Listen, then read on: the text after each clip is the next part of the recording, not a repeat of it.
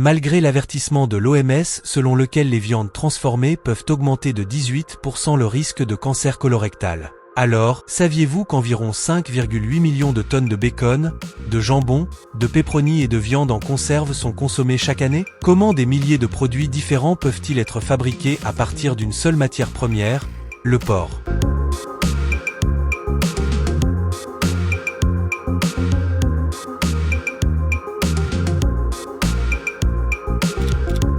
Désormais, l'élevage contrôlé en plein air se développe rapidement. Les porcs ne sont plus confinés dans des espaces étroits, ils peuvent se déplacer librement, respirer de l'air frais et absorber des nutriments naturels.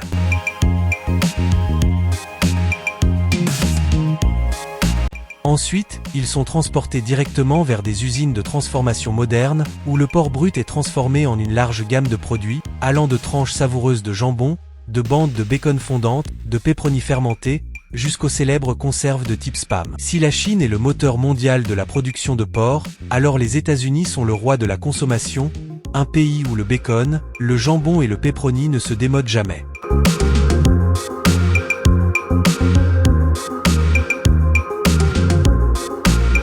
Malgré les avertissements concernant les risques de cancer colorectal, les estimations montrent qu'en 2025, les Américains ont consommé environ 6,2 millions de tonnes de porc transformés. En moyenne, chaque personne en mange près de 19 kg par an, une quantité énorme, suffisante pour remplir pratiquement le Grand Canyon si elle était empilée en continu pendant 12 mois. Cet attrait irrésistible n'est pas le fruit du hasard. Comparé au bœuf, le porc contient jusqu'à 1,5 fois plus de graisse et d'humidité, ce qui crée la tendreté, le moelleux et la richesse de saveurs caractéristiques du jambon, du bacon et des saucisses. Pour comprendre cette fascination, nous allons suivre le parcours de l'élevage et de la transformation du porc, une chaîne complexe qui s'étend de la ferme jusqu'aux lignes de production industrielle modernes.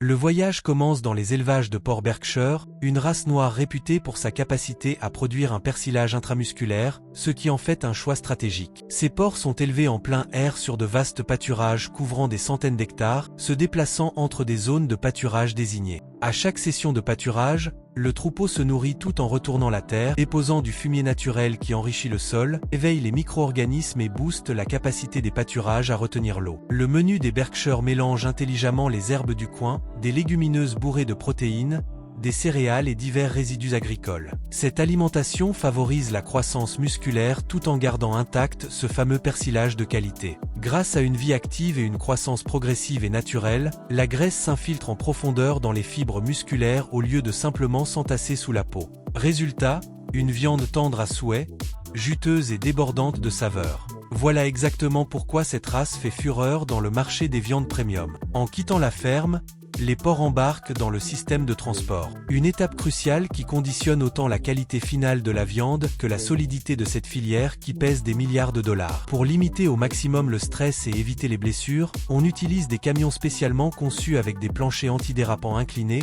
de la paille qui amortit les chocs et une ventilation constante. Des capteurs surveillent en permanence la température, l'humidité et la présence de gaz dangereux, assurant que chaque voyage se déroule dans les meilleures conditions jusqu'à l'usine de transformation, sans risque sanitaire ni contamination.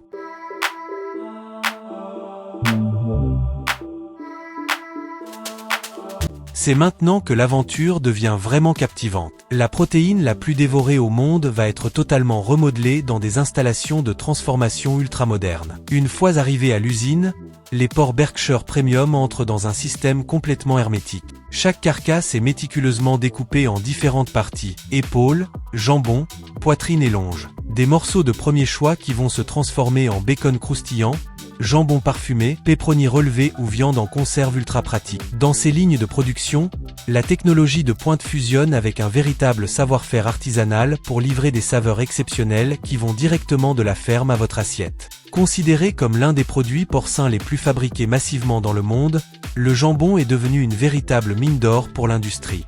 Il génère chaque année jusqu'à 100 milliards de dollars en partant des muscles de la cuisse arrière. Ces morceaux affichent un équilibre parfait entre chair maigre et gras, avec une structure musculaire impeccable.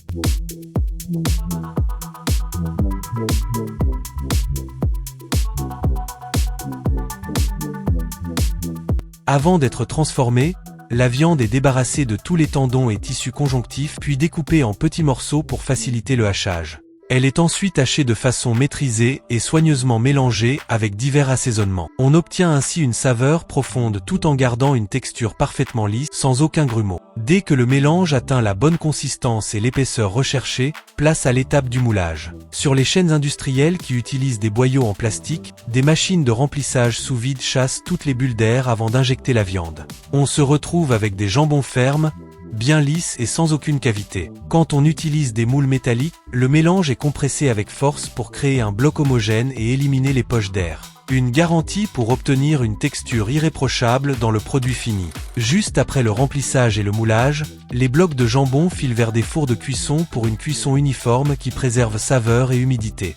Ensuite, on les refroidit pour stabiliser leur structure interne avant de les démouler. On obtient alors des blocs complets, fin prêts pour la dernière étape de finition. Pour finir, les blocs de jambon passent dans des machines de découpe automatique qui les tranchent en fines lamelles de 1 à 2 mm seulement. Cette finesse maximise la surface de contact, libère les arômes de manière optimale et assure une texture fondante quand on le sert froid. Après la découpe, le produit est emballé sous vide ou conservé sous atmosphère protectrice. Direction ensuite les rayons de charcuterie, particulièrement en Europe, le marché historique est le plus grand consommateur de jambon au monde. Pendant ce temps, sur une autre chaîne de production, le véritable trésor du bacon se cache dans la poitrine de porc. Un morceau qui ne pèse qu'environ 15% du poids total de la carcasse, mais qui offre cette coupe emblématique avec ses couches de gras et de maigre qui s'alternent parfaitement et se prolongent à travers toute la viande. La poitrine sélectionnée passe ensuite par la saumure, principalement avec une technique de salaison humide. On prépare une solution de saumure selon des proportions ultra précises, en associant sel, sucre et extrait d'épices. L'objectif ?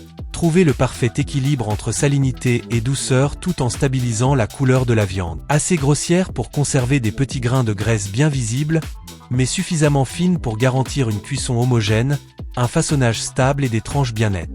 Juste après, la viande hachée file vers des mélangeurs industriels pour y incorporer les micro-organismes de fermentation et les épices. Les usines utilisent généralement des souches de bactéries lactiques à des concentrations extrêmement faibles par gramme de mélange. Ça permet un contrôle millimétré du processus de fermentation. On ajoute ensuite des épices sèches accompagnées de paprika liquide concentré qui fixe cette couleur rouge si caractéristique et développe cette douceur épicée qu'on connaît tous. Le mélange entier est brassé pendant 2 à 5 minutes à vitesse réduite. Juste ce qu'il faut pour distribuer uniformément les ingrédients sans abîmer le réseau protéique de la viande. La viande mélangée est ensuite acheminée vers des machines d'embossage pour le façonnage. La préparation est injectée dans des boyaux à saucisses avec un poids ultra précis pour chaque segment. Les maillons sont ensuite automatiquement torsadés pour former des chaînes de pepperoni parfaitement uniformes. Ces chaînes sont accrochées sur des lignes de convoyage, laissant la surface exposée à l'air libre.